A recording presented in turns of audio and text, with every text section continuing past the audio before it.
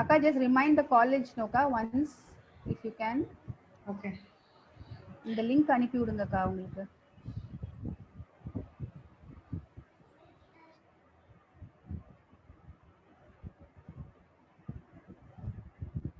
Why you muted? Silent invocation to remember and respect the numerous lives that were taken away by COVID-19. The silent invocation starts now.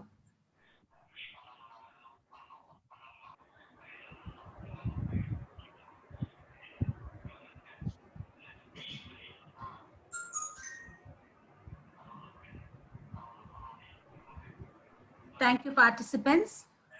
I request you all to mute yourselves, and only those who are speaking, please unmute yourselves. Please give us your undivided attention.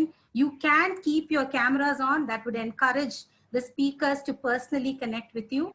Our club president, Rotarian Swarnalata Mahesh, is unable to be present in this session due to a family emergency. So I request all the presidents who are present here to call themselves and call the meeting to order. I request Rotarian Dr. Ramesh Babu, Rotarian Niranjan Rao, and Rotarian Debbie Westcott, if she's present, to please call her yourselves. Yes. Thank you, Rotarian Niranjan Rao. Can we spotlight Dr. Ramesh Babu, please? Yes, I'm doing it. He's actually away. I think he's gone to bring his caller.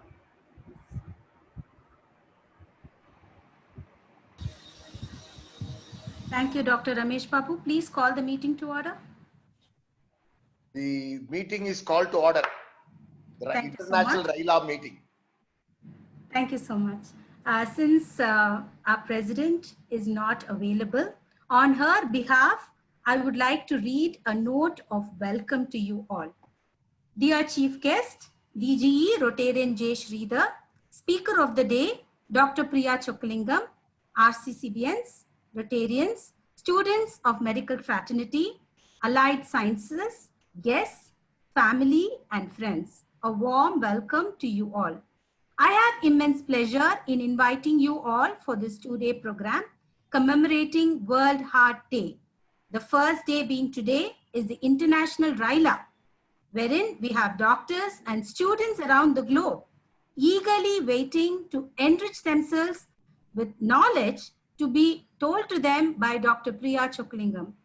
We have our dear DGE as the chief guest who has graciously consented to kickstart this program, which will showcase the need of knowledge sharing.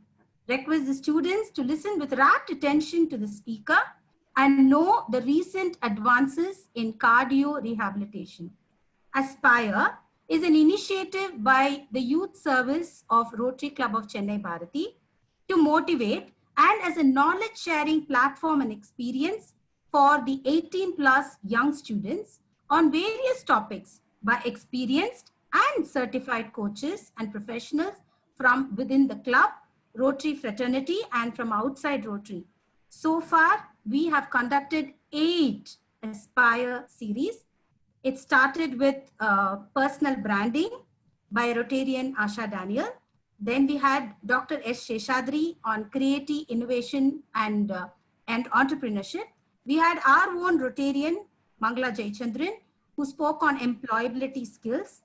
Then we had Rotarian, our PDG, Olivannan, who gave a wonderful session on public speaking. Again, we had an RCCBN, Rotarian Jayashri Kidambi, who spoke on holistic approach to special education. Then we had Rotarian Suresh Kumar, who spoke about architecture. And finally, the icing on the cake was Dr. Priya Chokalingam herself and Dr. Pradeep Nair, who spoke about what comes after MBBS. And now, I think as a crowning glory, we have an international RYLA on the Aspire series. I would like to mention about Ignite Success also. Ignite Success is a 10-hour program on corporate readiness. It happens once a week for the Rotractors. It is a certified course exclusively for Mahalakshmi Arts and Science College in collaboration with Chennai Bharathi and the V4U train, which is a training partner.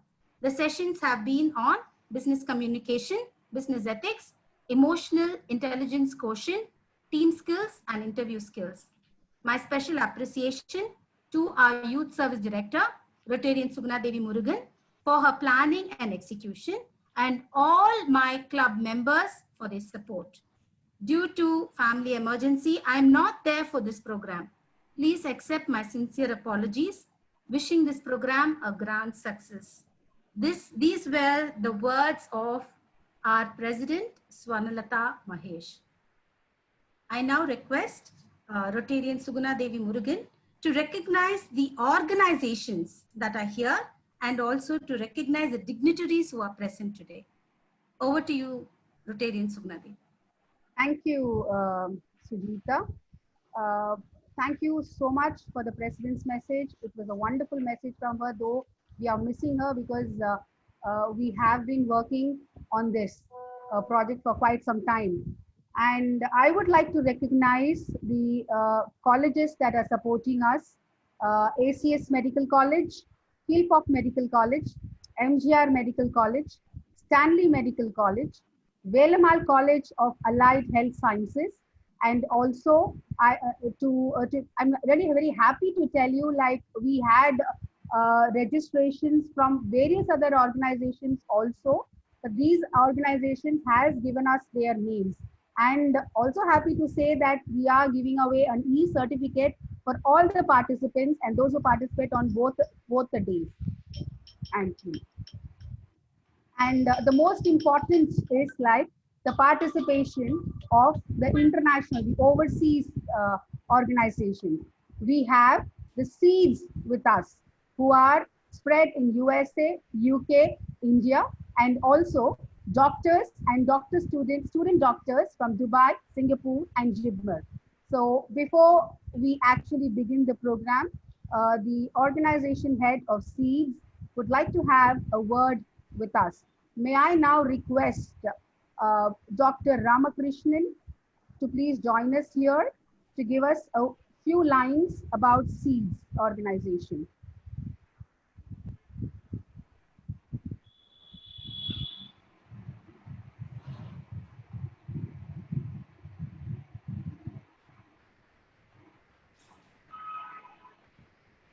Yeah, Mr. Yes. Vanakkam, என் பேரு Dr. Ramakrishnan.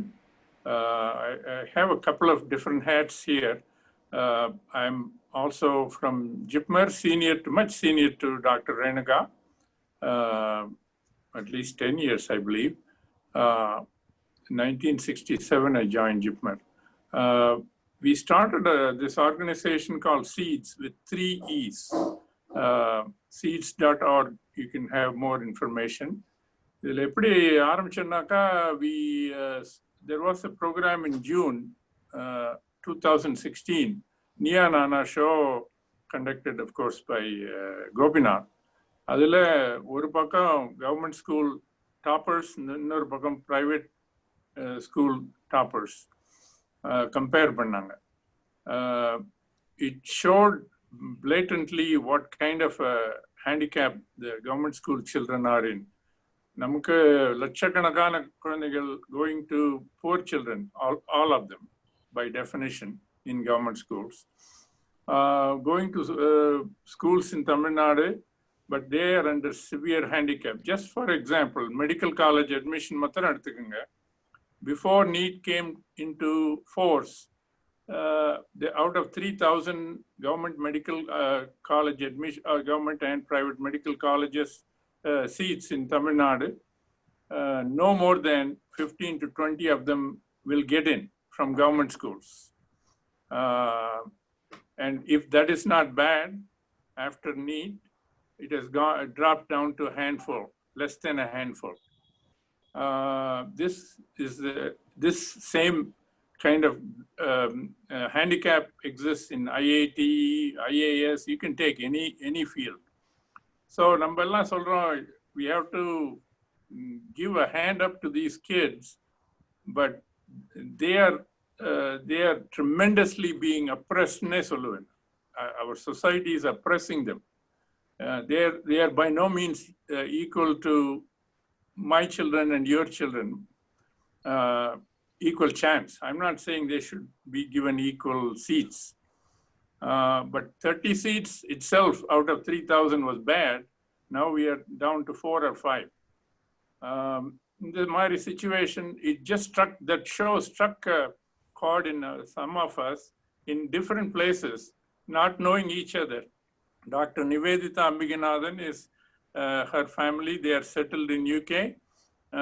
She saw the same show, same time. Then a group of IT people in the west coast of US were seeing the same show. Somehow we all got together. First year, we took 2 of the best students they showed in that show.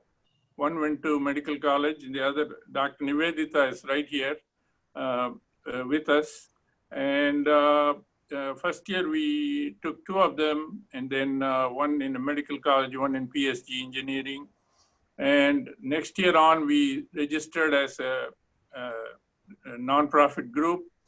And right now, we are admitting government school children to higher education of any kind, all kinds. We have medical, engineering, nursing, paramedical, and we are also admitting students for higher education from Sri Lankan camps. Romba perukku Sri Lankan camps irukune theriyadu Tamil Nadu. Many people don't even know there are hundreds of thousands of people living in camps and children graduating from these camps. Number government school kids handicap they're not even allowed into a government engineering college or a government medical college. So they have, by definition, have to join private colleges. So there is further handicap. And Dr. Nivedita herself is an example how she came out of that situation in a camp, made herself a doctor. Her husband is a cardiothoracic surgeon, and they have a young family in UK. And we have wonderful people in the west coast of US helping us, the same thing. So please look us up online, seedswith3es.org. We are on Facebook and other social media. I'll let Dr. Nivedita speak for a minute. Yeah, thank you, Doctor. Thank you so much. Thank you so much for joining us. Hi, everyone. Can you hear me? Yes. I'm Dr. Nivedita and I'm from UK. I just want to say a huge thanks to everyone who has given us this opportunity. Yeah, ரொம்ப நன்றி எங்களுக்கு இந்த opportunity கொடுத்ததுக்கு. Uncle அழகா சொல்லிட்டாங்க நாங்க என்ன செய்றோம்னு. Seeds வந்து அகரம், it's something like அகரம், மாற்றம், இந்த மாதிரி ஒரு foundation தான்.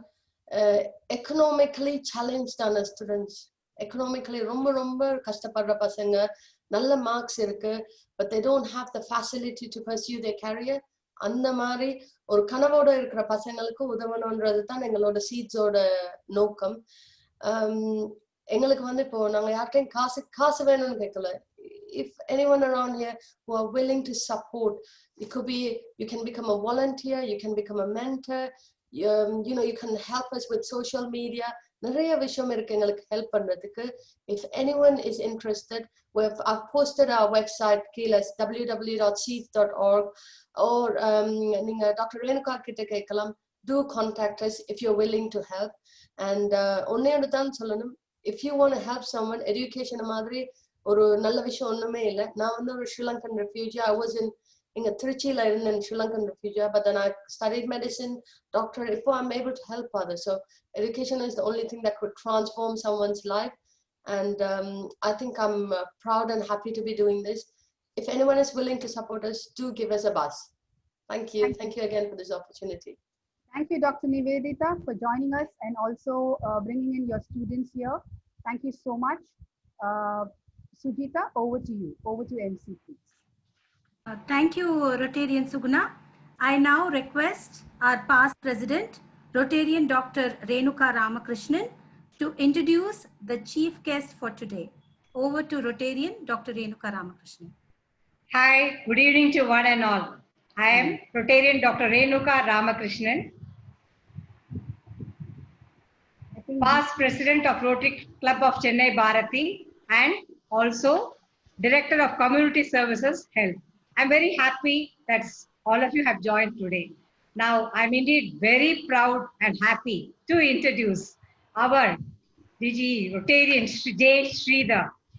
You simply cannot miss those smiling eyes and the infectious, hearty laugh. He simply can put anyone at ease with his left hand. தானும் மகிழ்ந்து மற்றவர்களையும் மகிழ்விப்பதில் மன்னாதி மன்னன். Sridhar is a perfectly manufactured product of Rotary Club of Industrial City, and his classification boasts of automobile parts manufacturing.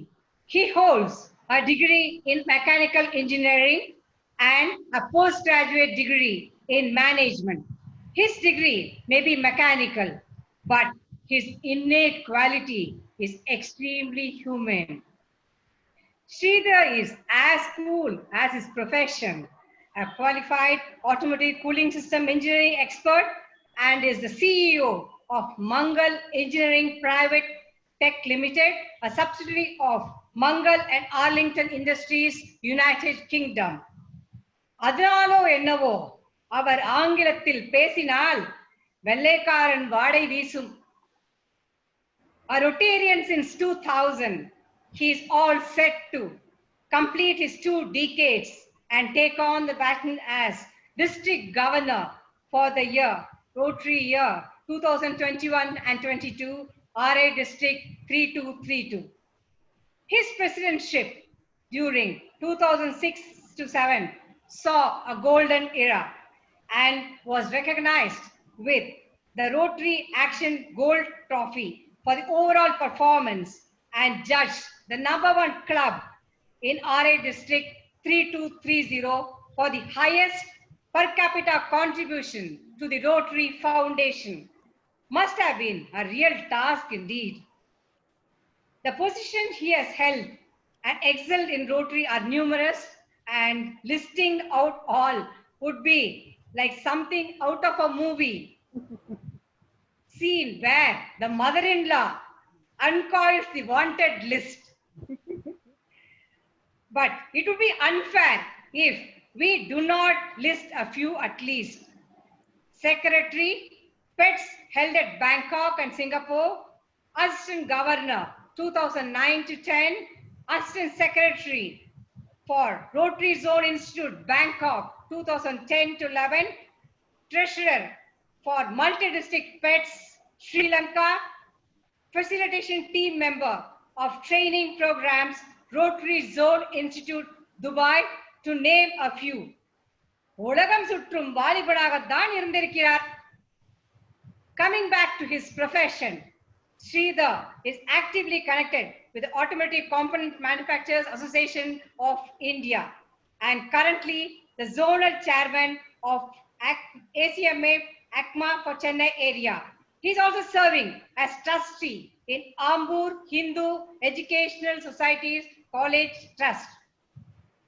Sridhar is in wedlock with Punita, who is a postgraduate in business economics and manages a software firm called Convex Business Solutions, and in fact makes Sridhar's life less complex. Both of them are level 2 major donors in Rotary. 2 lovely girls are blessed to be Sridhar's and Punita's children. புலிக்கு பிறந்தது எங்கேயாவது பூனை ஆகுமா? Vidya, a postgraduate in computer science engineering and is employed in the United States of America. Nitya, pursuing her honors in law in Chennai. Hence, guests and everyone, here I present to you Rotarian Sridhar, an automobile expert who will ensure smooth running of Rotary affairs in 2021-22. I welcome you, sir. Thank you. Thank you, Rotarian Dr. Renuka Ramakrishnan, with that superlative introduction. I think we have created a great expectation about our DGE speech. Over to you, sir. Yes, we recognize the presence of our fellow participating clubs too. We have RC Chennai Gemini, we have RC Harmony, the presidents, the club members have joined us. Thank you so much for joining us. We have RC Silver Beach. Thank you so much for joining us. Over to our DG. Sure. Can we spotlight him, please? Yes. Thank you, Dr. Renika, for your nice words. This is going to be a big task for me to live up to a lot of words what you have used today. I'm trying my level best most of the times to reach the introduction level, and I'll continue to do that.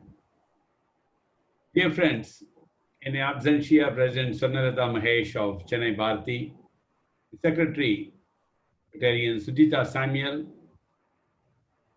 Rotary of Chennai Gemini's President Dr. Ramesh Babu, Rotarian Niranjan Rao, President of Rotary of Chennai Harmony, President Debbie Westcott from Silver Beach, the President of Rotary of Madras Silver Beach, Chennai Bharati's Youth Director, Youth Service Director, Rotarian Past President Suguna. More importantly, Dr. Priya Chokalingam, a well-known cardiac wellness expert in this part of the world. Dear participants, the doctors from Leeds, Rotractors from Rotary Club of KMC and Rotary Club of Chennai, Stanley Medical College, Chennai. Ladies and gentlemen in Rotary, good evening to all of you. It has been a great pleasure for me to be here with the fraternity of Rotary, which really takes care of today. We normally, when we talk about the youngsters, we always talk about the youth or the future of tomorrow, tomorrow of our country and the world. No, the youngsters are the present today. They are the present today because they are not waiting for tomorrow to come.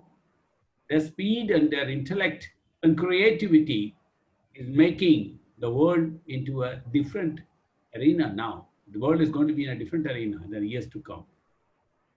So it's a very apt that Rotary Club Chennai Bharathi has really thought of having this international RYLA, which is not normally is going to be a very easy task. Even to have two countries together in a physically conducted RYLA, it is a very big task. I know it's what sort of arrangements one we need to do. In the new normal time, we are having an advantage of having the international RYLA. The speakers are from one part of the world and the participants are from 4 or 5 parts of the world. It is my responsibility because I'm having a lot of non-Rotarians in this meeting. I would like to take about 2 to 3 minutes to tell you what exactly RYLA is and what you can expect out of this. And I think that's what my job, because the domain expert, Dr. Priya Chokalingam, is available and she's going to take you into the real subjects. RYLA gives Rotarians the opportunity to mentor promising young leaders like every one of you are here, serving their own communities and beyond. As you all know, medical profession is a very noble profession, and you are the very apt ladies and gentlemen in this community to go through this program. Rotarians serve as resources for participants on the path to becoming professional community leaders.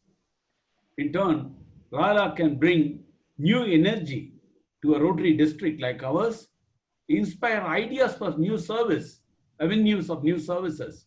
That's again going to come from the youngsters, young minds. Increase support of community service projects. We are going to get more and more resources put in together to make this world a different place and a great place to live in, and to develop future Rotarians. We have got our own self-interest. We want more youngsters to understand what Rotary is doing and expect the Rotarians to invite these younger minds to join the Rotary clubs. So these are all the basic idea how it started the whole thing. This RYLA has been originated in 1959 in Queensland in Australia.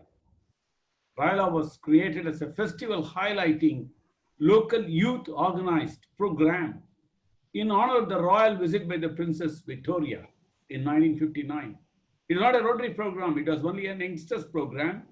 It's going to be a ceremonial festival to welcome the Princess Victoria into the Queensland. So Rotarians' constant belief and in potential what they believe that youth has possessed, The RYLAs have since become an important opportunity to help the next generation of leaders to define themselves and to teach them what they can expect in life and how to expand the skills to reach the pinnacle. Officially, Rotary International in 1971 has adopted that this exciting program for the youth by the Rotary clubs to be engaged with and the districts, so that this will become a permanent youth service program of Rotary International and Rotary clubs. That's where these programs are coming to this. Otherwise, where do we have an opportunity to think in this direction? Each RYLA, what you are having today, has many benefits with all of you. RYLA demonstrates Rotary's respect and concern for youth.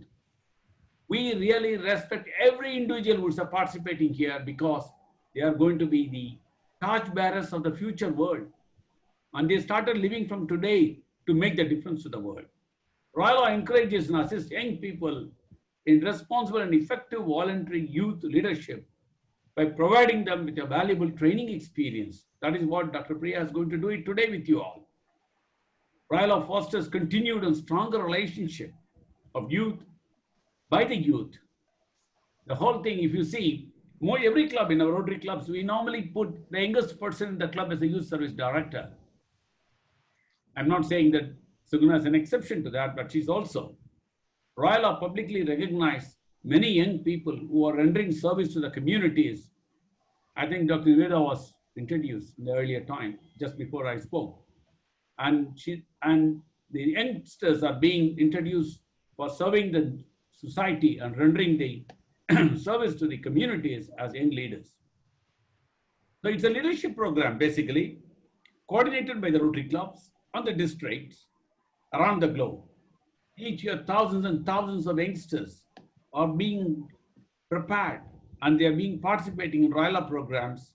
And one such thing is what Chennai Bharathi is dreaming today. And they are planning to have about 1,500 plus, which I'm sure they are going to join at least before I leave.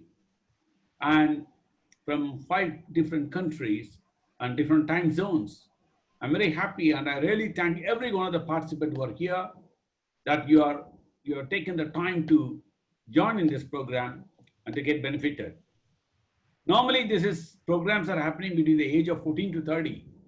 14, we talk about the school children, and 19 to 30, we talk about college students and above, the young adults, with an opportunity to develop their skills and to expand their horizon and to sharpen their character while exposing them to the Rotary's values of service, high ethical standards, and peace. These are the very fundamentals of our organization. RYLAs can be conducted by clubs for an overnight, 3 days, 10 days, a week long, month long, but it depends upon how we really wanted to do. Rotary Club Chennai Bharathi has taken a very novel idea to bring the youngsters of this globe to a RYLA program on a virtual world. This is really fantastic. I mean, I never ever thought that we can do a program of RYLA with 5 countries anytime. Probably we would have dreamt about 2 countries together, not 5 countries anytime. So this is a great opportunity for all of you who are present here. This RYLA is going to be a premium youth leadership development program for all you youngsters. During this program, you are really going to get a lot of inspirational speakers today and tomorrow. Team building exercise because they are going to narrate the lifetime stories, professional knowledge and exchange of information, and development of your own capabilities in the domain where you are experienced. This development of communication and presentation skills, what you are going to observe from the speakers is going to be priceless for you.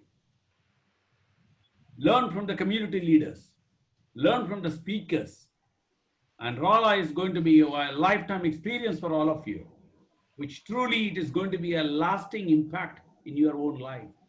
The high intensity seminar today and tomorrow is going to be filled with brim with India's intellect guest speakers like Dr. Priya, who give up their time purely based on the benefits you youngsters are going to gain. They are spending their time here. RYLA helps young people, the future Lord leaders of this world, to realize their full potential and ignites their passion for life. Whether you are sister or brother, a son or a daughter or a niece or a nephew or a cousin or a nearby neighborhood friend or a colleague in office, if you are having an acquaintance for an youngster, please suggest them for a RYLA of this nature anywhere, any part of the world in the year to come or even this year. This is really, you are doing a great job and a great help to the youngsters of this world. I urge every one of you to attentively look at this program and the speaker, and then it's going to be a greatest gift what you are going to have in 2 days program today and tomorrow. I wish you all the best, and I thank Rotary Chennai Bharathi, Chennai Harmony, Chennai Gemini, and Madras Silver Beach for inviting me to this fantastic international RYLA, which this part of the world, I am sure, first of its order in the recent times, at least. I'm not able to realize when it would have been 5 countries together, a RYLA. You're really set a new path for the other clubs to emulate with. Thank you very much for thinking good for the youngsters of this great world. And thank you, Dr. Priya, for being here today.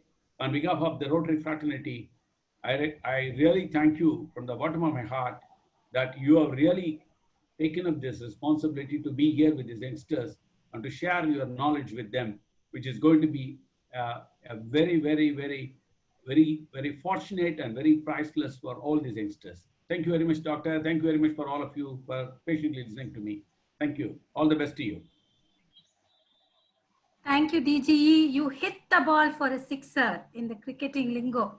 Thank you so much, especially your explanation about RYLA. I am sure it was informative and educative even to the Rotarians present here. So I thank you from the bottom of my heart. I would like to recognize the presence of Dr. Jamna Rani. Dr. Chokalingam has come to witness. Good evening, Dr. Chokalingam. Yes, we have Rotarian Sainathan. I have my RS sir here.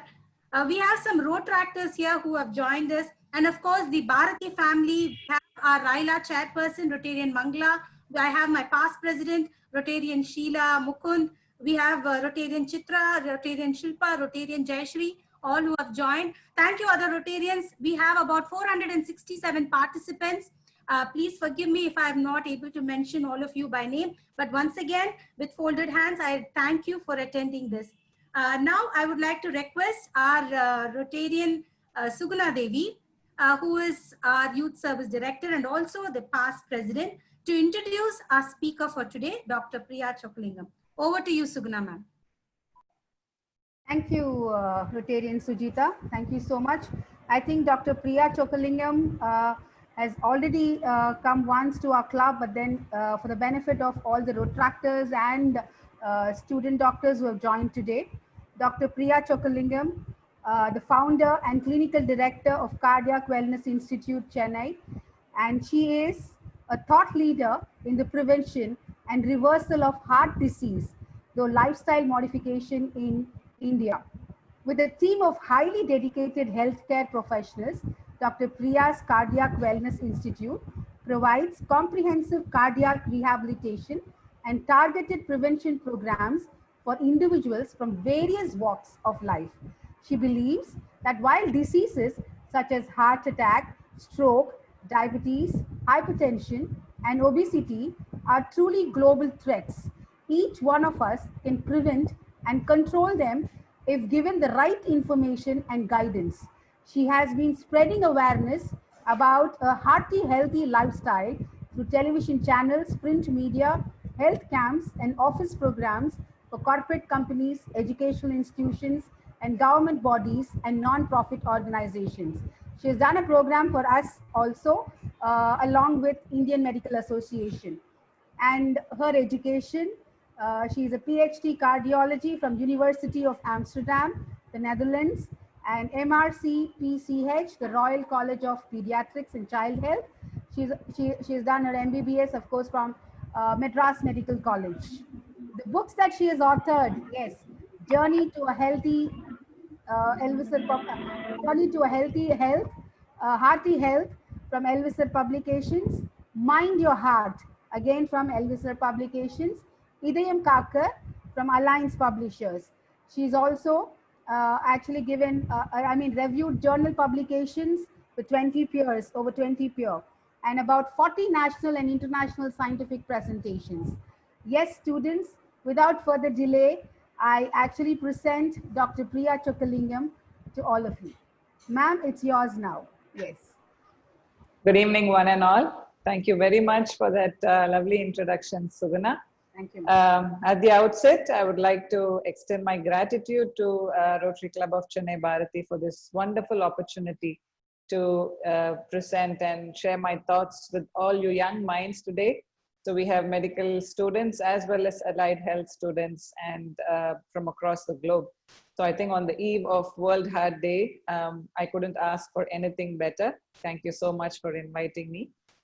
As mentioned in the introduction, I completed my MBBS from Madras Medical College in 2000, and right after had the opportunity to live and work abroad, actually across 5 countries and 3 continents, and completed my PhD from the University of Amsterdam in the Netherlands. And when I relocated back to India in 2013, I was pleasantly surprised about how the medical advances had taken place in the interim period. Also, there was a lot of developments in the economic front and in the infrastructure aspects. However, I was deeply dissatisfied by the rising trend of preventable diseases, particularly cardiovascular diseases and heart attack in our country and neighboring countries. So it was to such an extent that almost every household had somebody living with heart problems, and it was people were getting very used to that. So diabetes, hypertension, heart problems, it was like something that comes naturally. So this was the reason why I founded Cardiac Wellness Institute. The main aim or the mission was to reduce mortality and morbidity due to preventable cardiovascular diseases by bringing in world-class programs, that is cardiac rehabilitation, preventive programs to our own people. And I think this has, the last 6 years have been an exciting journey. It has been challenging, but it has been very rewarding to know that our own kith and kin and our own population have benefited from our lifestyle modification programs and preventive cardiology services. With that, I will go on to share my slides. I hope to have some interactions during the poll kind of a quiz during the presentation and end it with a good amount of time for questions.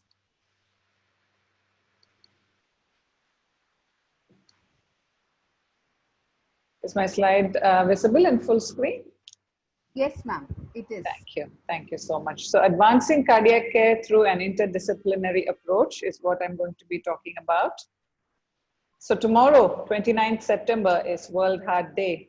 And this year's theme is use your heart to beat heart diseases. So let us see how can we do this? So it is a very nice theme to go around having. So focus areas for students I would suggest are, you should try to gain knowledge and awareness about heart diseases, think interdisciplinary, and become role models in your own fields and for other students as well. So just to elaborate on what exactly interdisciplinary means, an interdisciplinary approach involves drawing appropriately from several disciplines to redefine problems outside of normal boundaries and reach solutions based on a new understanding of complex situations. So basically, it spans across disciplines. For instance, healthcare is the theme that we are all commonly working on, but we have to draw from other allied disciplines. So this is what cardiology and cardiac care is also moving towards. And I will be touching upon during my presentation on CVDs or cardiovascular disease, on cardiogenetics, which was my area of research and PhD from the Netherlands, on heart failure management, just to touch upon a little bit, and my current area of work, which is primordial, primary, and secondary prevention of heart diseases. So I think the whole topic of discussion is going to be how this interdisciplinary approach has been applied to all these areas in cardiac care and how we have moved forward in the last few years. So you will not doubt it if I said that the leading cause of death in men and women across the globe is heart disease. It is the #1 killer disease, particularly cardiovascular disease or coronary artery disease, or in medical terms, myocardial infarction as we know it. Earlier on, we were taught that it is a disease of men in their middle ages and above. However, now cardiovascular disease is the leading cause of death in men and women, and it is followed by the other causes of death like cancers, chronic lung diseases, stroke, etc. in both the genders. So cardiovascular disease is as defined by the World Health Organization. These are diseases of the heart, vascular supply of the brain, and diseases of the blood vessels. So it includes coronary artery disease, cerebrovascular disease, hypertension, and peripheral arterial disease. So we will be touching upon CVD quite a lot in the first portion of the discussion. So also to elaborate on the two types of diseases in general, you would know that communicable diseases and non-communicable diseases are the two major groups of diseases. Of the non-communicable diseases in this pie chart, you see that cardiovascular disease or CVD occupies the biggest chunk and causes the majority of deaths. Almost 50% of deaths are due to CVD. And this is followed by other NCDs, other non-communicable diseases like cancers, lung diseases, respiratory diseases, and diabetes, etc. Of the CVDs, if you look at the right here, ischemic heart disease or coronary artery disease is the biggest contributor of deaths. And then we have the strokes, hypertension, peripheral artery disease, etc. So from this pie chart, it is quite clear that we are dealing with a very massive epidemic already, that is CVD. So globally, 1 in 10 people in their middle ages, that is ages 30 to 70, die from CVD every year. And the premature mortality is due to the rampant rise in the risk factors for cardiovascular diseases. Almost 18 million people die every year, and this is something which we need to address with a war footing. Of course, COVID-19 is taking a big toll on the global health scenario now. It is declared a pandemic, and it's probably one of a situation which many of us would not have faced in our lifetime and would probably not be facing in the remaining of our lifetime. So it is a comeback of communicable diseases. So we had created vaccines for so many of the infectious diseases, but we have been appalled by this COVID-19, which has suddenly struck us. So more than 32 million are affected worldwide, and close to 1 million people, 10 lakhs of individuals have died so far.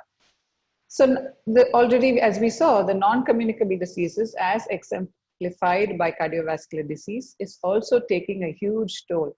So globally, 500 million or 500 million people are affected with this spectrum of diseases, and almost 18 million deaths occur annually due to CVD. So in comparison, of course, these are both killer diseases. We have to think about non-communicable diseases and CVDs because these are here to stay. And even after the pandemic subsides, we are going to have to deal with CVDs. And that is why the World Heart Day is of paramount importance. So if you look at this global chart here, ischemic heart disease is very, very rampant in the developing world, that is the low and middle income countries. So India is right here, and all the areas shaded in dark red are highly rampant. So it's men and women. We are facing a huge burden in our country. And if you look at within the country, the national data, South Indian states of Tamil Nadu and Kerala have a very high prevalence of cardiovascular disease, more than 5,000 people in a 1 lakh population. So I think we have to reckon with this and start taking the necessary steps. As I mentioned in my introduction, the recent trend of young people getting affected with heart attack is extremely disturbing. So if you take 100 people who get admitted with a first heart attack, more than 25 of them are less than 40 years old. So this was data from 2011. It's already a little bit old, So I'm sure somewhere between 30 to 40% of first heart attack victims are extremely young, that is below the age of 40 years. And this has been, information has been gained from a lot of multi-center studies like the Framingham Heart Study and Inter-Heart Study, etc. And that also applies, for instance, to the Indian diaspora living abroad. So we have Indians spread all over the globe now. And even in that population, there is a very high risk of myocardial infarction at a young age, as much as 20 years less than in the Western population. So as I said, there will be some poll questions. This is just a sample question. By now, you would have got the answer for this. The commonest cause of death in men and women globally is, yes, it is heart disease. This is a sample question. You do not have the opportunity to poll on this, but you will have a polling option from the next question onwards. So mechanism of heart attack can be divided into atherosclerosis, atherothrombosis, and coronary vasospasm.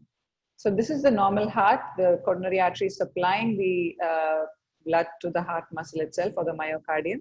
You can see that the normal coronary artery, when it gets deposited internally with fatty material, plaques, that's when the block starts to form, the occlusion appears.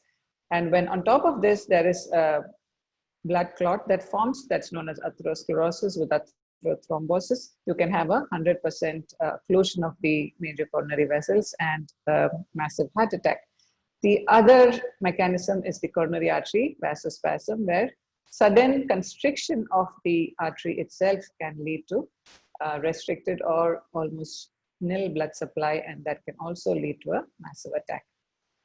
So you would be aware that there are methods to revascularize, that is coronary revascularization, mostly is surgical and or interventional. So we have coronary artery bypass surgery, we have percutaneous coronary interventions and angioplasty. So these are the two main methods of revascularizing the blocked coronary arteries. And of late, we also have something called the hybrid coronary revascularization, where a combination of both these methods are being employed for better outcomes. So what are the risk factors for these rampant cardiovascular diseases? The bottom row here, you would all be aware of. So we know that hypertension, diabetes, dyslipidemias are definitely silent killers and major causes for CVD. We do know that habits like smoking and excessive alcohol intake, and of course, mental stress are also leading to cardiovascular diseases. But quite a lot of us are not aware that unhealthy diet, lack of exercise, and obesity, by in themselves, all these 9 risk factors are independent risk factors for cardiovascular diseases. So even if one of the risk factors is present, we are at a high risk for heart disease, heart attack. And when 2 or 3 are present in the same individual, the risk multiplies. So we have to be aware of these 9 risk factors, and we have to get the history about all these 9 independent risk factors when we are dealing with patients. I would like to touch upon epigenetics as well. So when we spoke about the 9 risk factors, you might have thought about, what about hereditary risk factor? Isn't it one of the predispositions? That is the hereditary predisposition, the genetic cause? Yes, it is. But what we also know is that epigenetics is a new kind of a developing field of medicine. So it really means that even if we have the unhealthy gene in our body that is passed on by our ancestors, we will not actually manifest the disease if our environment and our lifestyle is not conducive. So this is what it simply means. Age, gender, and family history can be overruled by a healthy lifestyle. I think this will be one of the main takeaways for our young generation of attending today's session. And to touch upon cardiac rehabilitation. So we have seen that CVDs are rampant. We have looked at the medical and the surgical and interventional management. So what is cardiac rehabilitation? It is a medically supervised program to help improve the health and well-being of people with heart diseases. Together with pharmacotherapy, it is known to reverse heart disease. And it's a combination of exercise training, education, nutrition, and counseling, and to help people to return to an active life.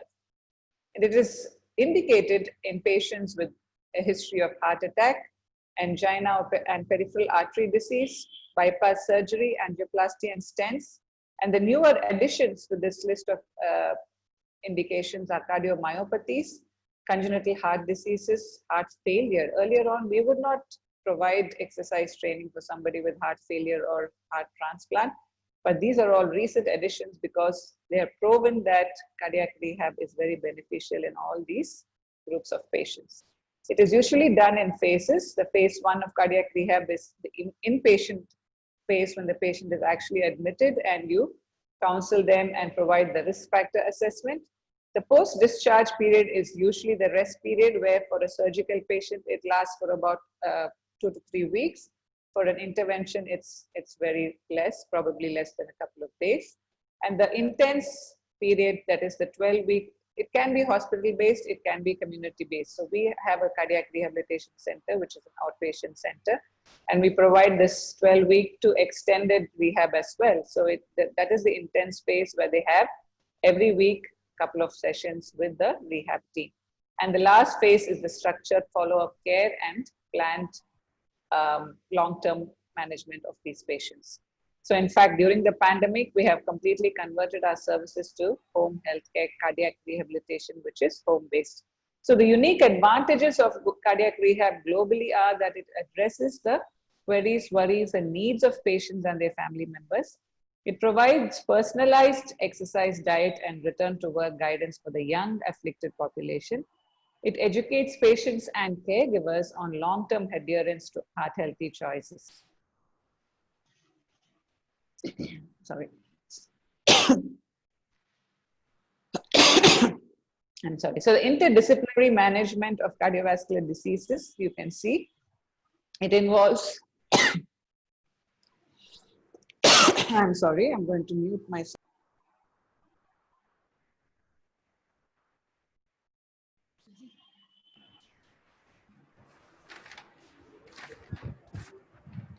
Meanwhile, I would like to recognize the presence of some eminent Rotarians amongst us. Our own Rajeshwari ma'am from Chennai, Bharathi. We have Rotarian Geraldine Lispan Singh from Kanyakumari. My special appreciation to all the Rotarians from Harmony. My co-secretary, Rotarian Hemalata. We have Mr. Ramanan, Mr. Rotarian Vinod, Rotarian Elumalai, Rotarian Radhakrishnan, Rotarian Selvendran, Rotarian Kumaran, Rotarian Sarath Kumar, and Rotarian Sridharan, all from Harmony, the club. Thank you so much for your presence. Over to Priya ma'am. Yeah, I'm sorry for that interruption. So as I was discussing, the interdisciplinary management of cardiovascular diseases is highlighted here, where we have, the physician dealing with medication, maybe smoking cessation, regular follow-ups, the physiotherapist looking into the physical activity and the fitness aspects of the patient, the dietitian dealing with the healthy nutrition as well as the body weight aspects, and a psychologist looking into the psychosocial management, the stress management, other issues that might be going on in the work life or in the family of that patient. So this is the first poll question for all of you. Can we have the first poll slide, please? The question, please.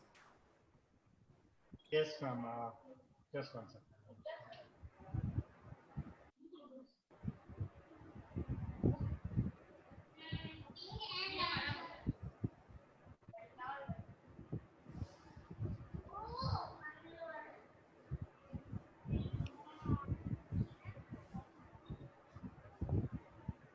I think yes, so if you need to vote on this question, so what is the best approach to improve long-term outcome in a 45-year-old male who is a business executive and a marathoner with recent history of angioplasty and stenting for a myocardial infarction? So the options are medications only, medications with advice to consult the cardiologist at regular intervals, medications with regular cardiology visits plus diet chart and maybe walking advice, or medications, regular cardiology visits, and referral to a cardiac rehab team for personalized exercise training and return to work counseling. So please choose which option you think is the best.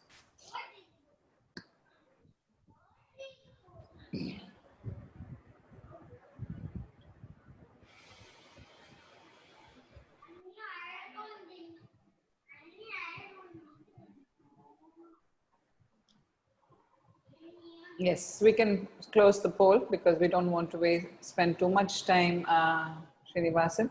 You want So to show the results? yeah, we can see the results. So about 55% have said medications plus regular cardiology visits plus referral to a cardiac rehab team. Yes, that the fourth answer is the correct answer, because in this case or in any individual with a cardiac problem, myocardial, that long-term outcomes are best when a holistic approach, a comprehensive care is given. And we have a marathoner here. So he's somebody who's quite fit, a young male. So we want to make sure that we are providing personalized services to this individual. So I will go back to my slides.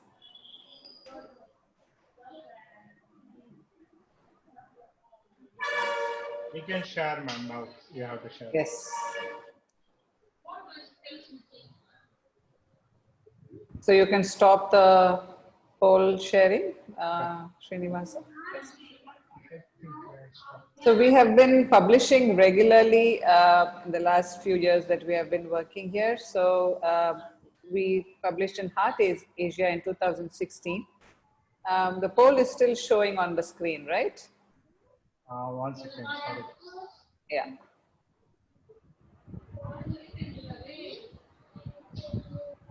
Yeah, so our study was basically looking at how these cardiac rehab programs, are they effective in our South Indian population? And we were pleasantly surprised that it was extremely effective, but we had to make certain changes in the sense we had to modify the internationally developed guidelines to suit our socioeconomic and linguistic needs, because otherwise, you know, if we were going to ask people to have an intake of salads every day, that is definitely not going to work with the South Indian population. So we had to make small changes like have more of sundal, ellarku sundal therinjirukkum. So that is something which everybody can incorporate in their diet on a daily basis. So this was something which you know, has given us a lot of confidence to move forward and take cardiac rehabilitation to a wider target population. And recently in 2020, this article was published in the Indian Heart Journal, where, yeah, is that taking the screen now or? Oh, I need to close it. I'm sorry. Yeah, you please. Yeah. All right. Thank you so much. Yeah. So this study was a multi-center study. No, we are not seeing your PPT. That's why. You're not seeing my PPT? Yeah, because I have shared, I'm a host, I've shared the polls. So you have to share your PPT again. Got it. Yeah. Thank you. See it now? Yeah, now we can see. Thanks. Excellent. So a recent publication in the Indian Heart Journal was highlighting the multi-center study where 4 to 5 centers from India participated, and we were glad that it is getting more and more accessible, cardiac rehab as a service. However, we had to streamline the services to meet the quality indicators set by the international guidelines. So this was the actual takeaway from this study. I'm going to play a short video here.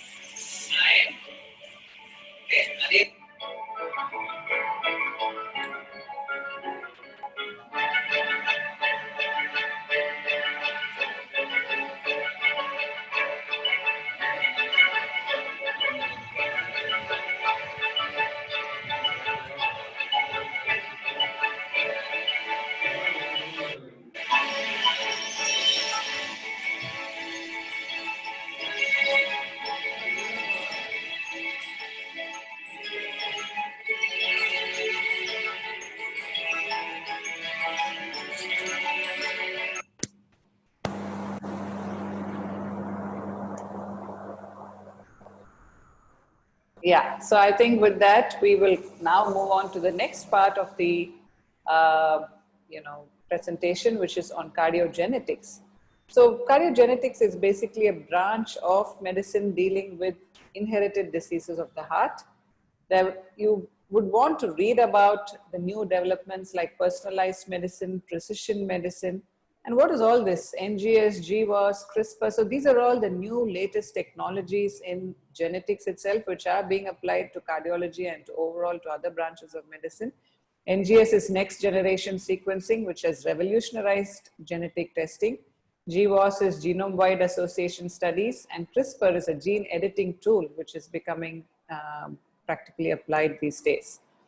So to explain about cardiogenetics, I should first begin with what's the difference between cardiac arrest and heart attack. Cardiac arrest is an electrical problem. An electrical standstill of the heart is known as a cardiac arrest, and that can lead to a sudden cardiac death. Whereas a heart attack is a circulation problem. So you have an electrical problem versus a plumbing problem of the heart.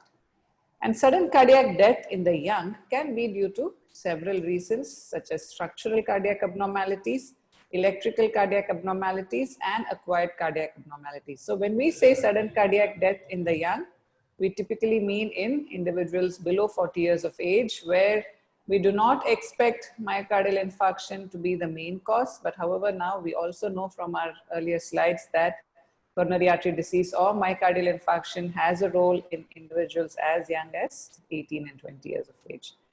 So the top of the list of these is the electrical cardiac abnormalities in sudden cardiac death in the young. They are very interesting because in these individuals, the structural component, the heart is structurally completely normal. There is absolutely no abnormality in the structure of the heart. The valves are normal. There is no known electrolyte abnormalities or acquired infections. So what is the cause of sudden cardiac death is what is intriguing. So if you look at this picture here, we are looking at an individual with congenital long QT syndrome. So it is the prototype of channelopathies.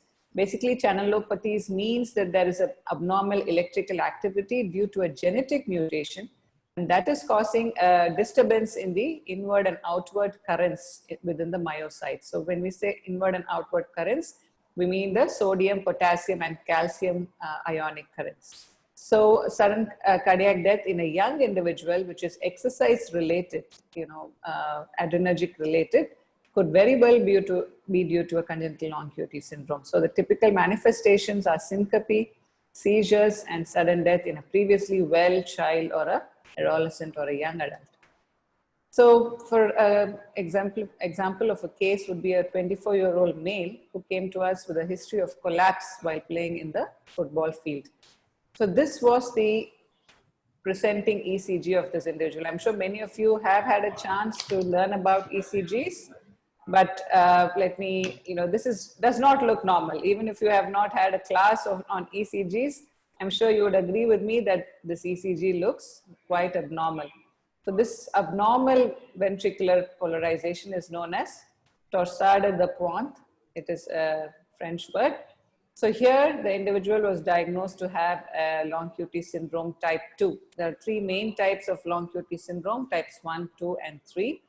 And the treatment options are beta blockers, because we block the adrenergic trigger that causes arrhythmia in these individuals. So beta blockers. And if they do not respond well, then we have a sympathetic denervation, which is a surgical procedure, or a device implantation known as a implantable cardioverter defibrillator to actually abort these arrhythmias if they arise in these individuals. So we can prevent sudden cardiac death in these individuals by diagnosing the disease correctly through a genetic test. Again, we had another 38-year-old male presenting to us with a family history of sudden cardiac death. So this individual had a normal resting ECG. However, when he was put on an exercise treadmill test, so he was undergoing a stress test, and this was what his exercise ECG looked like. So this condition is known as catecholaminergic polymorphic ventricular tachycardia. So it is a long term. You don't get scared with that. It basically is called as CPVT, which means that they through an arrhythmia when they are put to exercise. In fact, we have done a lot of genetic studies in India now with the help of genetic labs. So this, another young man at the age of 20, if I remember right, yeah, 21, he came with a history of several deaths in his mother's side. The maternal family had several young deaths. In fact, his older brother had died at the age of 27 while he was running to catch a bus. That was a very typical history. He was working somewhere, he had to board a bus, and while he ran to catch the bus, he dropped dead and collapsed. So this young man also had the same condition called CPVT. This was diagnosed by the next generation sequencing. So we did it with Care Hospital in Hyderabad. So this particular gene called ryanodin receptor gene is a calcium channel gene, and that is well documented to cause sudden cardiac death because of CPVT. So what are the clues to diagnosing channelopathies? Because they don't have any structural abnormalities, the ECG can be normal, but sometimes it can also show abnormalities like in long QT syndrome. However, a very detailed family history has to be taken, and the main clues are sudden cardiac death, any syncope. Syncope is a short loss of consciousness. There could be palpitation. There could be a history of drowning in somebody who's actually a good swimmer. So water, that is exposure to cold water, triggers arrhythmias in some conditions like long QT syndrome. They could have unexplained seizures and arrhythmia. So these are actually the clues for the doctors. So again here, I would like to highlight that an interdisciplinary approach with the team consists of the physician, that is the cardiologist, or the pediatrician who might be seeing the young child for maybe something like seizures or syncope. Then there is the clinical geneticist, genetic counselor, who have a very important role in understanding what genetic tests to be applied and how to counsel the family with these problems. And then there's also the psychosocial counselor, the research staff. So there is an entire team which works together in a cardiogenetic clinic to bring the diagnosis as well as the further management of these families. So once one individual is identified, that's called the proband, then we have to also do screening of the immediate family members, their siblings, their parents, maybe their children, to see if they are harboring that abnormal mutation, so that we can provide prophylactic therapy to prevent sudden death. I think we will not go into the next poll question, but just for, we will continue with this. My question is, a 15-year-old boy is resuscitated after collapsing during an athletic competition. His father, who was previously well, had died suddenly at the age of 35. How would you proceed with managing this boy? Would you refer him to a pediatrician, to a cardiologist, to a cardiogenetic clinic, or just for a genetic test? So by now you will know that the main points here are: a young boy had an athletic competition and collapsed, had a history of young sudden death in his father. So with all of this, I think the best kind of management is to refer to a cardiogenetic clinic. In India, cardiogenetic clinics are becoming more and more available. At least there are hospitals where there are specialists or experts who are dealing with these conditions. Now switching gears to heart failure. So we all know that heart failure is a complex clinical syndrome that results from any structural or functional impairment of ventricular filling, that's diastole, or blood ejection, that's systole. In fact, 1 in 5 of us has a lifetime risk of developing heart failure. So this is a huge medical problem now, medical challenge, especially because a lot of our emergency and acute care medicine has advanced so much. People are surviving heart attacks, but they are ending up with complications like heart failure. Again, the management can be medical, it can be device-based cardiac resynchronization therapy, ventricular assist devices. So these are all some recent advances in heart failure therapy, which you can read about if interested. And we have heart transplant for the extremely severe heart failure, which is not responding to all the other treatments. So again, it is an interdisciplinary approach which is coming into play because patients with heart failure have multiple issues, especially they have cognitive issues, they have depression. So it's very difficult for a cardiologist to be able to manage all of these comorbidities. They are older people, so they might have issues related with geriatric condition. And also we have to look into their social environment. So this is an area where a heart failure clinic, just like the cardiogenetic clinic that I mentioned, heart failure clinic is becoming very important. So what about the impact of COVID-19 on the heart? Yes, we know that COVID-19 is not just a respiratory problem or a pathogen. It does affect the heart and multiple other organs. It can cause acute coronary syndrome, myocarditis, arrhythmias, heart failure, shock, and even thromboembolism. So we know that diseases like the COVID-19's impact on the heart. Now, then there is this grown-up congenital heart disease or adult congenital heart disease. More and more youngsters are getting surgical treatment for congenital heart disease. They're getting correction of their structural abnormalities, and they're surviving into adulthood. So they need to have adult congenital heart disease services, which also involves somebody who's a young lady can get pregnant. She might be a survivor of a congenital heart disease.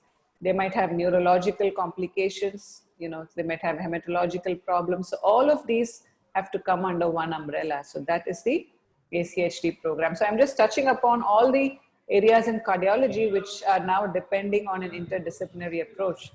Recently, we had a young man, a patient with a diagnosis of gastrointestinal cancer. However, came to us with an unexpected sudden heart failure. His ejection fraction was around 25%, if I'm not mistaken. No other cardiovascular risk factors. And it was found out that it was the effect of the chemotherapy that he was getting. So cardio-oncology is developing because we need to balance between the cardiovascular outcomes and the cancer outcomes. So again, this is a new and developing branch.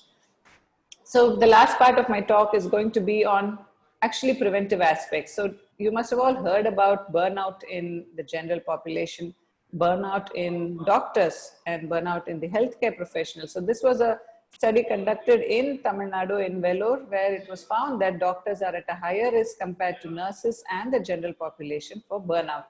So physician burnout is very, very rampant now. I'm sure in the COVID-19 era, it has even worsened. And there is definitely a lack of balance between work and life that has to be blamed. So let's see how we can make sure we can avoid these burnouts and actually be healthy during our life as doctors here, or medical professionals or allied health professionals. We have to look at, are we eating healthy? That's very, very important because we are actually what we eat. We are made up of what we eat. So this pyramid here is the newer pyramid of eating healthy. The lower part is naturally available fruits and vegetables. And then you have your grains and cereals. So preferably it should be whole grains. And then we have our dairy products followed by our protein sources, non-vegetarian sources. The preferable ones are lean meat like chicken, fish, etc. And on top of the pyramid, you have the oily food, the fatty food, the sweets, and all those things which. So the next poll question is, what is the minimum requirement of vegetables and fruits per day? So combined requirement of vegetables and fruits per day for all of us is it 2 portions, 3 portions, 4 or 5 portions? I'm sure you're all thinking, how much do I eat fruits and vegetables in a day? It is 5 portions. So that is, 1 portion is approximately 80 grams. So we need to consume at least 400 grams of vegetables and fruits per day in any form. It could be in salad form or cooked form, it doesn't matter. So take this healthy eating plate as your guidance. So when you pick up a plate to eat, half the plate should be filled with fruits and vegetables. 1/4 should be dishes made of whole grains, and the remaining 1/4 of healthy protein. So very simple tool created by the Harvard group. And I'm sure healthy oils, that's important. We can add healthy oils, but to a very small extent. Avoid trans fat. Any reusing of oil or any packaged foods and pastries comes with a lot of trans fat. So we have to keep that to a minimum or avoid it. Drink a lot of water. So look up the healthy eating plate if you're interested on the web. We in fact went to study the prevalence of cardiovascular health risk in a college going population, women population in Chennai. And we found that about 554 students participated in this survey. They were grossly lacking in their dietary intake of fruits, vegetables, and whole grains. Hardly 20-30% of them were exercising sufficiently. We will see what sufficient exercise is. They were not sleeping enough and they were chronically stressed. So this, of course, the good thing was use of tobacco and alcohol consumption was almost negligible. I think we will skip this video for want of time.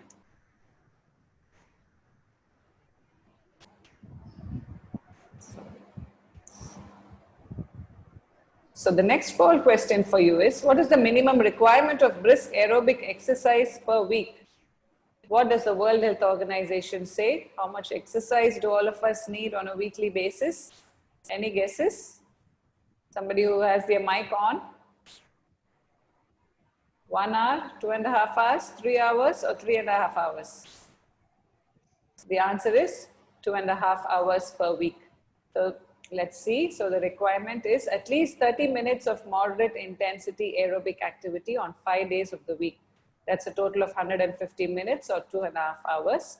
If you're doing vigorous activity, you can just do it on 3 days a week and 25 minutes is okay. But whichever you're doing, either moderate or vigorous activity, you have to add on moderate to high intensity muscle strengthening exercises for the complete benefit of fitness. So both aerobic exercise and muscle strengthening exercises. Muscle strengthening can be done on 2 days of the week. And remember this FIT principle. What is the frequency of your exercise? How hard are you exercising? How much time are you spending on your exercise? And what type of exercise are you doing? So FITT. So we should all keep a log of our exercise to make sure that we are meeting the physical activity requirements set by the organizations. And the most important thing here to sustain any exercise long term is to enjoy our exercise. I think if we do it, if somebody prescribes it to us, or it might not be that enjoyable. We need to do an exercise which we love doing. So right now we can't go out much. We're all stepping out only for the bare necessities because of the pandemic. But we can exercise at home without any equipment, with just our body weight and simple postures and movements. We can get a very good workout at home. So that's doable. I can hear somebody talking in the background. I hope it's not disturbing. Can the others mute, please? Yeah. Actually, doctor, I just muted all. Yeah. Can Okay. you please I have unmuted myself. Okay. So the last part of the presentation is going to be on mind-heart connection. So we all are aware that there is some connection between our mind and hearts, but are we actually giving it enough thought? So in fact, this will lead on to neurocardiology and behavioral cardiology. I will not be touching upon all these aspects, but interested students should read about it. So stressors and stress, so these are two different things. The pressures that come from outside are stressors, and stress is actually our own response to these external triggers. So the COVID-19 pandemic is upon us all of a sudden, out of the blue. Yes, that's not very much under our control. So it is a stressor, an external trigger. But how we respond to it, how much precautions we take, and how safe we feel, and how confident we feel that we are in safe zone is completely up to us. So it is actually the way we respond to the stress. And the most important thing I think I would like to tell everybody is it's okay to not be okay. So this is something we need to recognize. In fact, in this world of everybody being so connected, the social media, the digital world, there is a picture that life is a bed of roses everywhere, because that's what's getting displayed and exhibited. But it's absolutely okay to not be okay. We all have our downs and upsets, and we have to learn to manage our stress in a healthy way. So I think regular exercise, a good diet, some kind of relaxation technique that works for you, like maybe yoga, meditation, some creative art form, even social service. So the Rotarians here are really involving themselves so much with social work, and that in itself is probably a good way of stress management. So remember that you need to take time for yourself. You might be managing multiple things, you might be multitasking and have so many responsibilities to cater to, but you need time for yourself. So take at least 20 minutes, 30 minutes on a daily basis to recharge yourself, just like you charge your phones, and do not fall prey to addictions that might seem like stress busters, but they're actually extremely hazardous. And sleep, last but not the least, is very, very important. We all need our 6 to 8 hours of good quality sleep every day. And unfortunately, sleep and stress form a vicious cycle. If we are lacking in sleep, we get stressed out. If we are stressed out, we cannot sleep. So this vicious cycle has to be broken. In fact, the youngsters also need to be aware that a lot of hormonal imbalance occurs due to this stress, anxiety, and depression cycle. So we also need to watch out for our sleep and stress cycle. So I think I would wrap it up by saying prevention of cardiovascular diseases is another area where a multidisciplinary or an interdisciplinary approach is being applied. We have to stop the undesirable health behaviors. In fact, we have to work together with policymakers. We have to reach to those who are actually promoting or advertising smoking and unhealthy foods. We have to regularly screen our population for risk factors. And definitely, I think that is the way forward in primordial prevention and primary prevention, because pharmacotherapy is only one aspect. Lifestyle modification and early detection, screening, and modification of health behaviors are the major chunk which will actually help in the prevention of disease itself. So the key takeaways from today, yes, lifestyle, environment, genes, all of these are interacting on a daily basis in our lives to cause or not cause heart diseases. Medicine is, I believe, a truly exciting field to be in. An interdisciplinary approach is key to succeed in whatever we are doing. We have to identify where our passion lies. So I think all of you youngsters could take the time to meet people, to talk to experts, to identify what you're passionate about. Try to treat the patient and not the disease, and adopt preventive measures early so that you can be role models in the society for preventive aspects. You can email us at cardiacwellnessinstitute@gmail.com, or go into our website cardiacwellnessinstitute.com for further details of how we actually do our preventive cardiology work. Once again, thank you very much to organizers for this wonderful opportunity. Thank you, and I'm glad to take questions if there are any. No, ma'am, there are questions. Truly comprehensive, and even for a lay person, I think we would be able to understand. I love the quote where you said it's okay to be not okay. And I think we all felt very guilty when you told us about the amount of portions of fruits, vegetables we have, especially the exercise part, because right now during the COVID situation, we are all sitting in front of the computers and laptops, and I guess even the little bit of exercise that we normally get, we are not getting. So thank you once again for stressing the importance of exercise, food, diet. I think you touched all the parts very well. Some of you have raised their hands. I would suggest those who raise hands to please put their questions in the chat box. Meanwhile, what I'm going to do is, I'm going to hand over the session in the able hands of Rotarian Shilpa Menon, who is our ANITS chairperson. She is going to be the moderator for the Q&A session. So Rotarian Shilpa Menon, are you ready to ask the questions? Because I think Dr. Priya is ready to answer. Good evening, everybody. Yes, indeed, I'm ready with the questions. Dr. Priya Chokalingam, the first question is for you is from V. Yamini. She's studying physiotherapy at ACS Medical Hospital and College. She says 29 September is the World Heart Day. As a cardiologist, how special is this for you? Thank you for bringing up that question. So I think it is definitely a special day, the World Heart Day, because we get this opportunity to convey the message of the importance and the need for improving awareness about cardiovascular diseases as a major cause of death globally.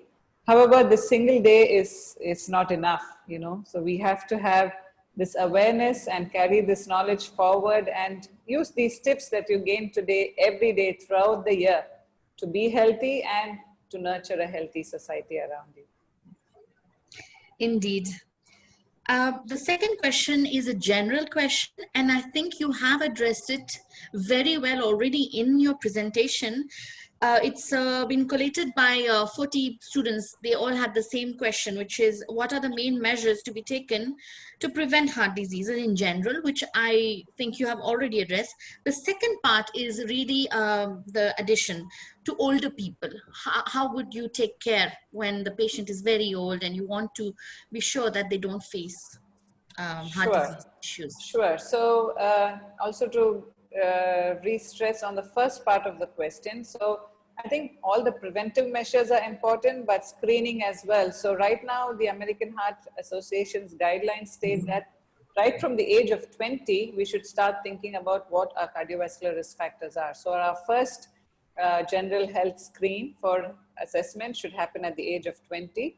And this should be, if normal, can be followed up once in 5 years with a routine assessment. And after the age of 40, we should all have a yearly, that's an annual routine checkup with just the basics, nothing fancy, but our BP, our blood sugars, our lipid levels, an ECG, and some life quality indicators, as well as assessment of health behaviors. So I think these are the things which should be focused on a regular health assessment. And when you ask about the geriatric or the older population, they are more prone to cardiovascular diseases, and the multimorbidity is more common in that age group.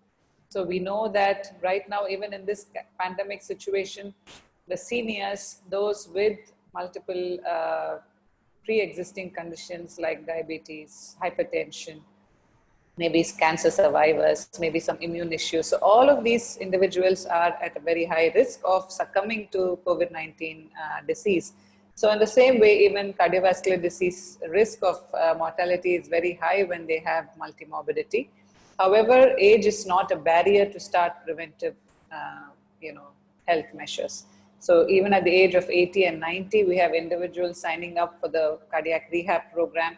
They benefit from all the tailored exercises and diet advice that they're receiving from an expert team like this. So age is not a barrier, but remember, we have to take extra care for our seniors, and also in a country like ours, for the women. The women population are not aware that they could fall victim to heart attack. They ignore the symptoms. They present very late to the emergency room. So it might be a bit too late to even rescue the heart. So we actually need to be aware, even in men and women of all ages, heart attack or CVD is the primary cause of death. Great. The next question is from Rishi Kumar. He's studying BPT physiotherapy at Dr. MGR Education and Research Institute. The question is, what is the possible treatment for a patient with arrhythmia who has a past history of CABG and uncontrolled hypertension? Thank you for that. So it's nice to hear the allied health students also participating equally well. In fact, my team, if you had seen my slides and the video it incorporates physiotherapists, dietitians. So there cannot be a preventive cardiology team without your help. So that's good to have you in the session today. So your question on if somebody has arrhythmia is so it is one of the known complications of myocardial infarction and CABG treatment. So what are the other complications you could expect? Heart failure, sudden cardiac death, some valve abnormalities. So arrhythmia is one of the common complications. So we have to treat the arrhythmia with antiarrhythmic medications. If necessary, an ablation can be done, but that has to be evaluated by the cardiologist, maybe an electrophysiologist, and medical or interventional management might work the best in these individuals. Okay.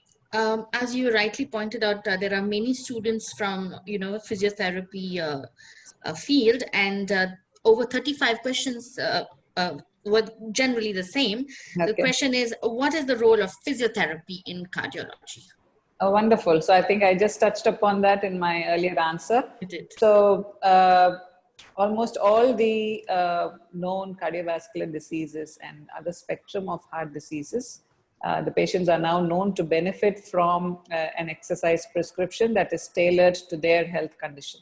So particularly, for instance, a young or let's say a 60-year-old male who's just undergone a bypass surgery, he might be in big doubt. What can he do as soon as he goes back home? Can he involve in regular activities? How about it's not just enough to ask them to walk. I think a lot of the doctors and cardiologists don't have that much time as rehab team would have. So they would say, please go home and start walking. So the patient would walk for about 20-30 minutes every day as their fitness allows them. And that is as much as they do. So that is not enough. They need to be exercised in the correct graded fashion, supervised fashion, and they need to have a combination of strength training, aerobic exercises, and as they age, maybe flexibility and balance exercises. So I'm sure as a physiotherapist, you know that it's important, but it has to be done in a team setting as an interdisciplinary approach. So you know what exactly the medical management of the patient is, what surgery the patient has undergone, what is the dietary approach this patient is receiving. Is this patient depressed? We know that patients after CABG can go in for psychosocial issues like depression. So all of this has to be looked at in a holistic manner. But yes, physiotherapists play a key role here. Great. The next question is from Momeen T, studying BSc Cardiac Care Technology from ACS Medical Hospital and College. The question is, what is cath lab? And please share the main uses. Okay. A catheterization lab is basically something like, a surgical theater. It's an interventional procedure room. And the main purpose or the uses of this cath lab is to allow the interventional cardiologist and the team working with them to proceed with the particular interventions for that particular patient. So it might be an angioplasty. It might be a patient who has had an MI. The angiogram could reveal that they have had, or this person has blocks in the coronary arteries, which need to be addressed immediately. The revascularization that we spoke about, right? So the percutaneous coronary interventions. Or there could be a patient with a valve problem. So right now, valve replacements are being done through interventional procedures. Basically, you approach through the arteries, the radial artery, the femoral artery. You insert the catheter into the vessel and reach the heart and provide the necessary either ablation or the valve replacement or the stenting procedure. So all of that, this is done without opening up the heart, as the chest, without opening up, without performing a surgical procedure. So this has to be done in very strict aseptic with measures, and it has very good outcomes compared to surgery. So that is exactly what a cath lab is. Okay. Some 10 students had the same question. Actually, it's a request for you to share the latest trends and also the latest development as far as heart surgeries are concerned.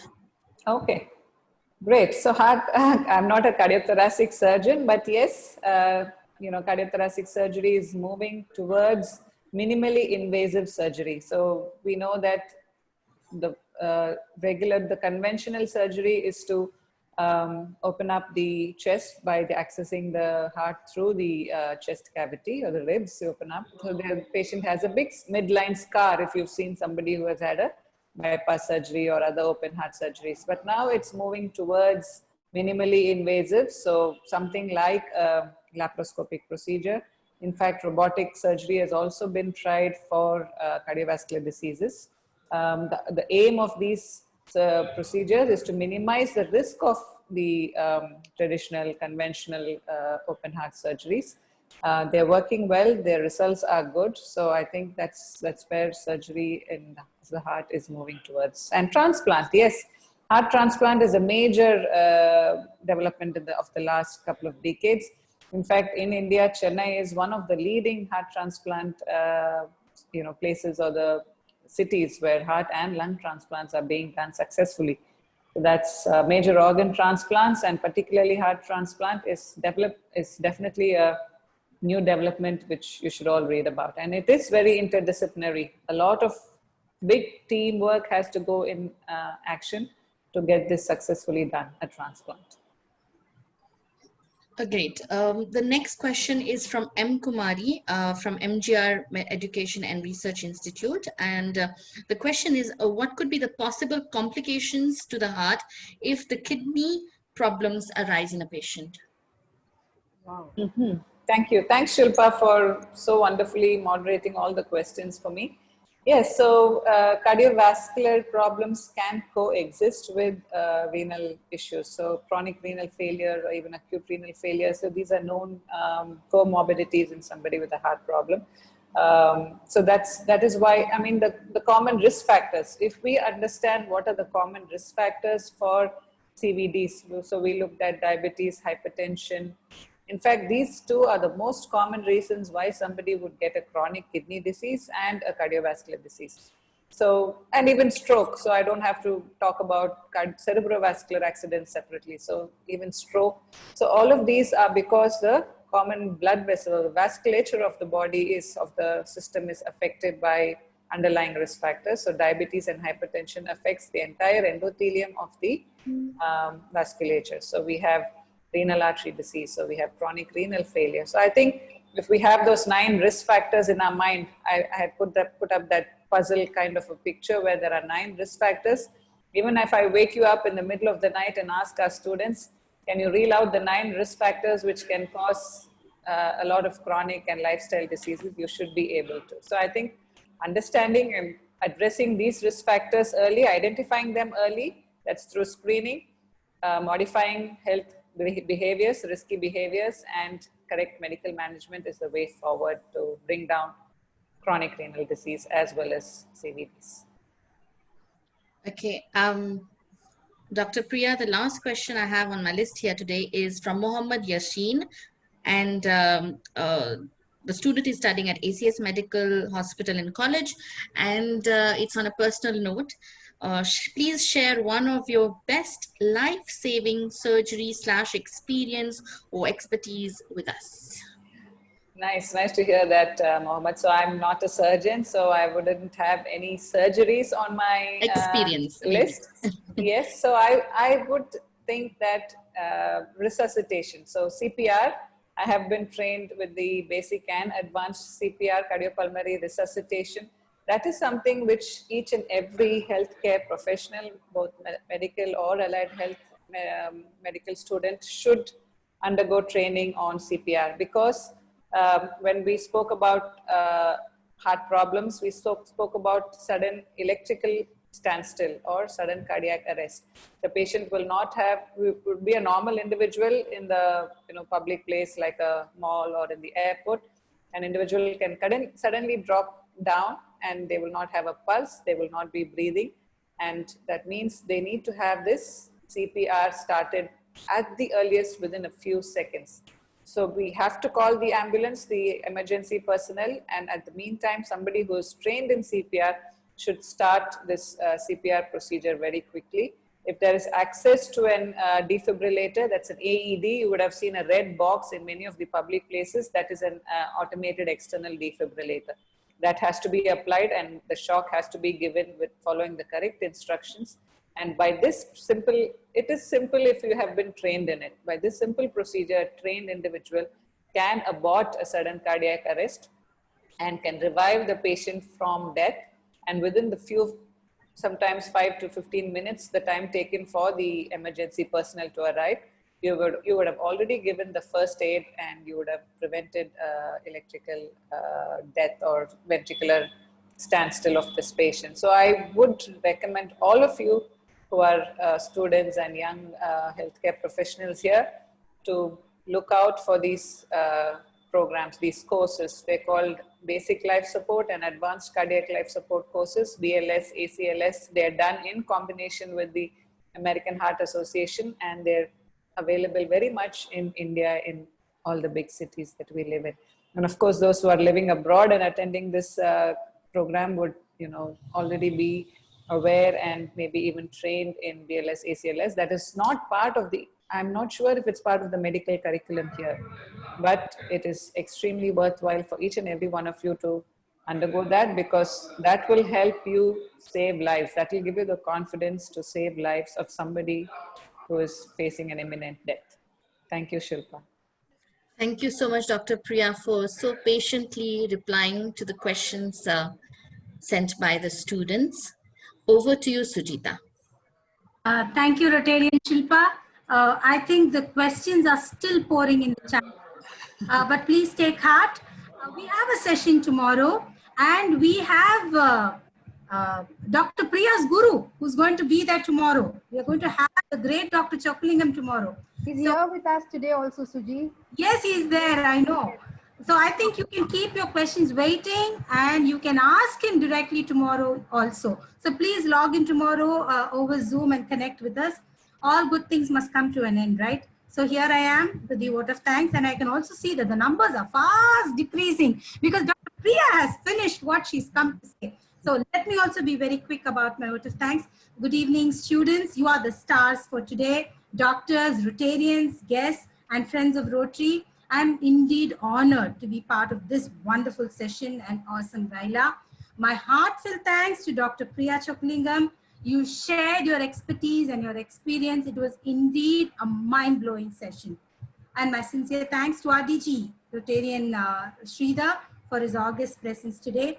On behalf of RC Chennai Bharathi, I thank all the participating organizations, seeds. So many people have been, interested about seeds.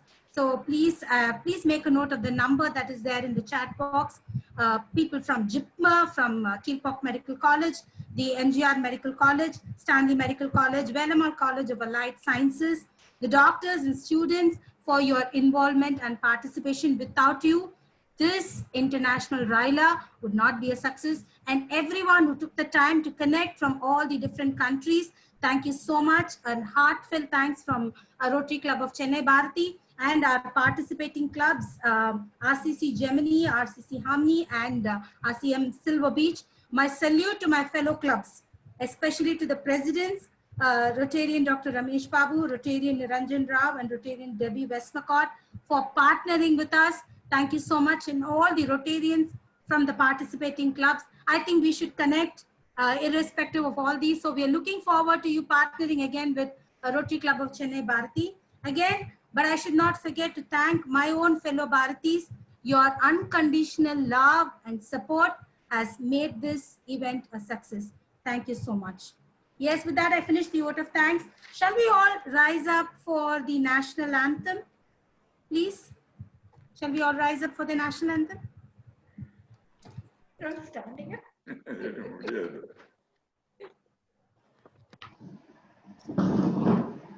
Can you share the national anthem? After that, we can sing. All of us, and we would also like to listen from Dr. Chokalingam. We can sing. Can you please share the national anthem?